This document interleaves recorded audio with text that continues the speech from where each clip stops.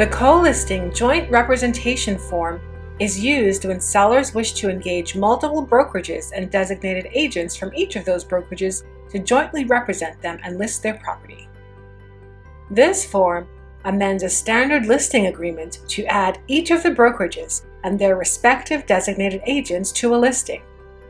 The form also sets out specific terms of the co-listing, including what services each of the brokerages will provide to the sellers, how the listing remuneration will be shared between the two listing brokerages and any cooperating brokerages, how expenses for the listing will be shared, and how long the co-listing arrangement will last. Before entering into a co-listing with joint representation, sellers need to determine if doing so is in their best interest. This will depend on several factors, including the size of the market area and the expertise of the realtors. Having more than one listing realtor may allow the seller to use different selling strategies to sell the property. It may also increase the effectiveness of marketing efforts by providing access to a larger network of potential buyers. However, having more than one listing realtor may result in a higher number of conflicts of interest with their past or existing clients. This can often be more frequent in smaller markets or in specialized segments of the market. It is also important for sellers to understand that under a co-listing with joint representation, each of the designated agents jointly owe the same fiduciary duties to all of the sellers.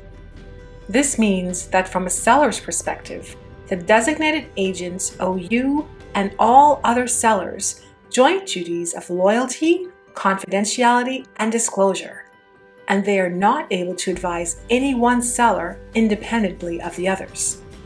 Therefore, a co-listing with joint representation may not be appropriate if there are disputes between the sellers or if the sellers have opposing interests in the sale of their property.